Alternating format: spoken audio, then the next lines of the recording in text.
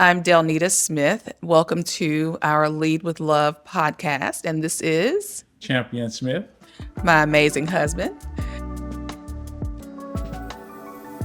So, today we want to just talk about the sanctity of marriage. So, in thinking about the series for this month, what kept coming up to me was the sanctity of marriage. So, I just want to share what was impressed upon my heart. The sanctity of marriage and is to talk about the sacredness of marriage and how the husband and wife are set apart for one another, and how we are to contribute to helping one another to live holy within our covenant with each other and God. So I think it is just, I think it's an amazing conversation because when you think about helping each other to live holy, you know, with each other and with God, like what does that look like? And what that looks like to me is me being a soft place for champion to land, to not be, critical all the time, but honest, not being accepting of things that are not acceptable, but still being gracious and fair. Those are just a couple of the things that I feel like help me to walk in the sanctity of marriage with my husband. Not pushing him to a place of frustration over the smallest things, or causing him to be wrathful or angry or unforgiving, but just to seek peace in our relationship. That's very important to me. So, Champion, what does that look like to you? What do you think about when you think about helping each other to live holy, or helping me to live holy as your wife? Well, one of the things I think about is just being able to be, just be there for my wife. You know, uh, you know, sometimes you have to put aside some of your pride and some of the things that you enjoy doing. But in order to keep, in order to keep it just a happy home, and just to keep things in order. You want to be able to come out of your comfort zone and be able to, help one another. Uh, if one has, a vision or something that's something that they just want to do, that's gonna be, helpful to the to the marriage, to the family, you know, things of that nature. But it's definitely one of those things where I definitely enjoy being, married to you, and I've definitely have learned a lot as far as being able to. Just being able to come out of my comfort zone and just being able to just learn so much more and being able to just keep just to keep a happy marriage. Gotcha. Okay. And that makes a lot of sense. So, one thing I'm hearing you say is coming out of your comfort zone. And when you said when one has a vision. So the thing I appreciate about you, and I've always appreciated about you, is that you are very supportive, and your support and encouragement of things that I may come up with, because I know you like, Lord, what is this girl doing now? However, you are always willing and open to say, well, okay, well, what do you think? Or what is this thing, that you're wanting to do? And it's never been like, oh my goodness, no, you shouldn't do that. Right. And so for me, what that feels like when I think about this topic of Mm-hmm. sanctity of our marriage, as far as that is concerned, I feel like the things that God has called me to, or the visions that He gives me, I think you help me to live holy in the area of obedience, because you don't try to stifle me. Right. You don't try to keep me from growing or keep me from exploring the things that I feel like God has impressed upon my heart to do. Right. So I appreciate that about you, and I just want to say thank you for being champion. And you're welcome. So And so, one question for you is, how can I help you to live holy in your covenant with God? One of the things that I think that you can help me with is just being you. You know, uh, you talk to me, you communicate with me, uh, you let me have my moments. You know, and you don't push any issues. Mhm, I think that has helped me even to do what I'm doing today, mhm. to where you just didn't, you just let me figure it out myself. And I think that is so important, just in anybody's marriage. It's Mhm, not to be pushy mhm. and force things. Right, Just let it happen. right. And because we, especially speaking of myself, it's just one of those things where I've learned.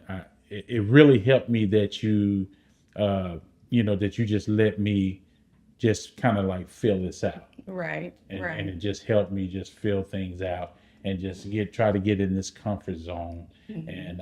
And just some of the people that you surrounded me with has helped me too. That's So awesome. that was definitely an icebreaker, for me. Right. That's great. That's really good. That's a very good point too, because when we come out of the four walls of our home, I know you used to say, well, my best friends are my kids, but I'm like, honey, we need other couples and other Yeah. people, to be around and to really just commune with, to kind of, learn from each other and just be in community with other couples, because Right. there's so much that we can learn from one another and enjoy, just enjoy their presence.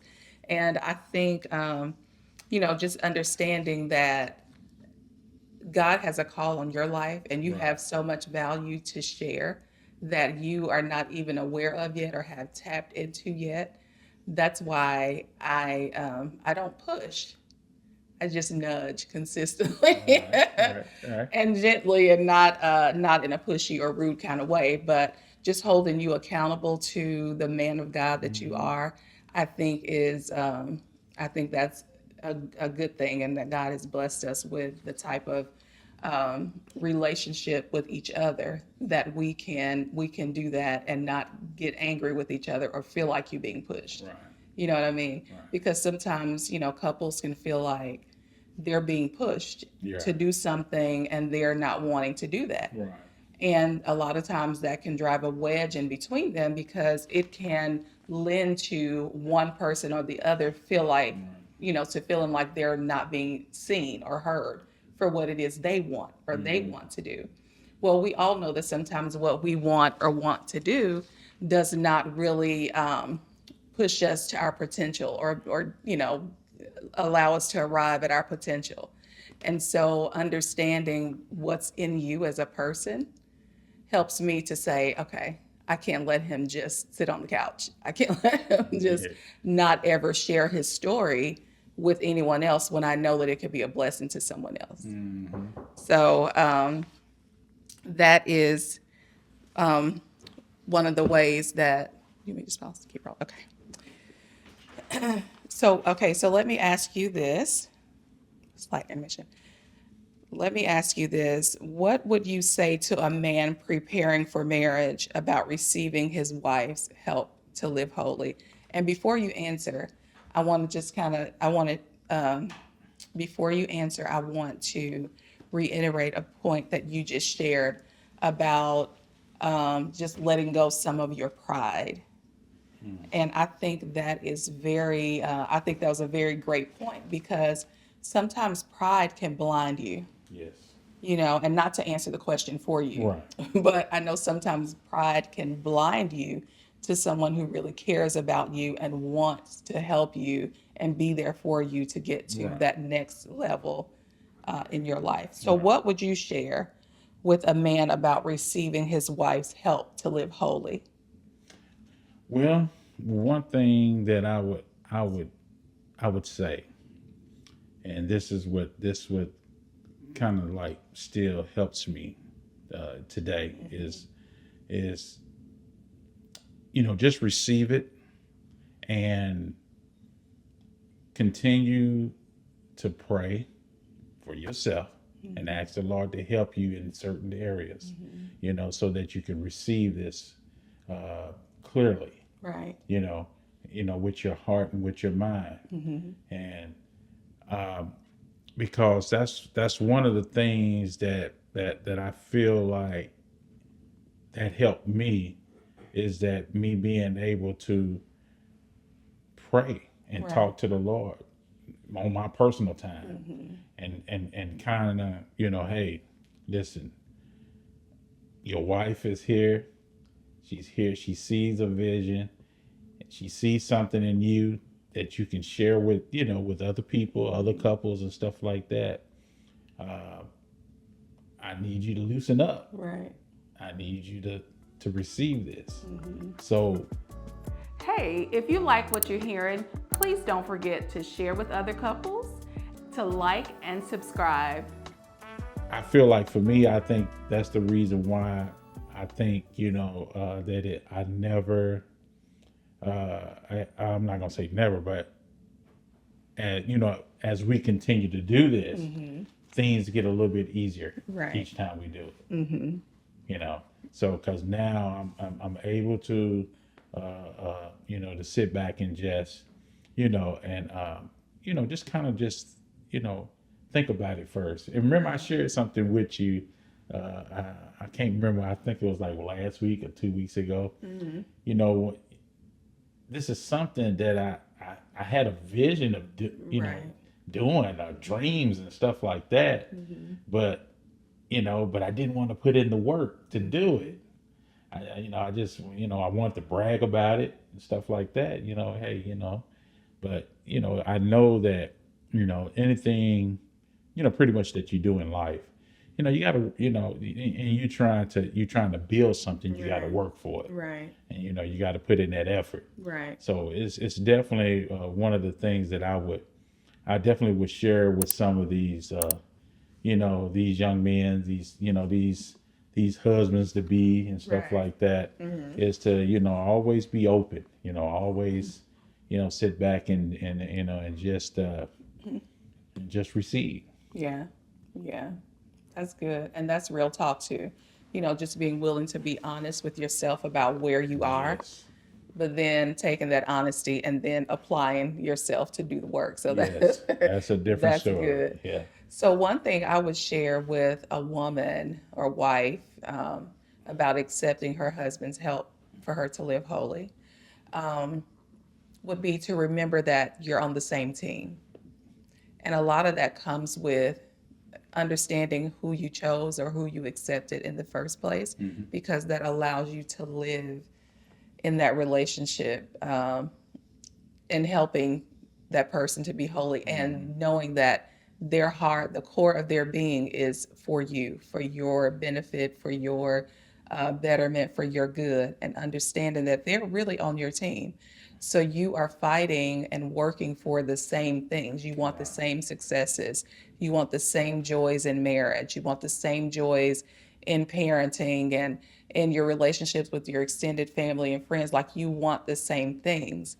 So just remember that when you're thinking about something that your husband is asking of you, or something that God is requiring of you when it comes to your husband, So my strategy is just remembering that you're on the same team. On the same And team. then you won't feel like you have to fight what he's telling you or what he's saying, Right. And so that is just one thing I would share. And, I think just overall, that's a very good thing to remember in so much in the marriage relationship, because we can deal with pride. Yeah. We can deal with wanting to be heard or feeling like you're not appreciated.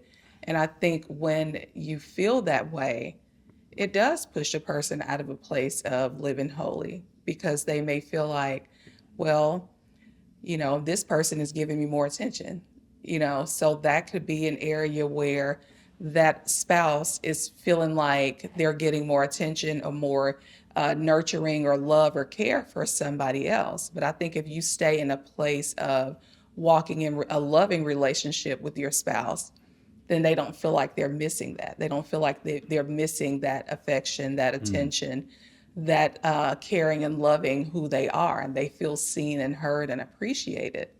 And so, just thinking about those things, I feel like, it's very important to know that you are valued in your relationship That's awesome. with your spouse, with your husband or wife.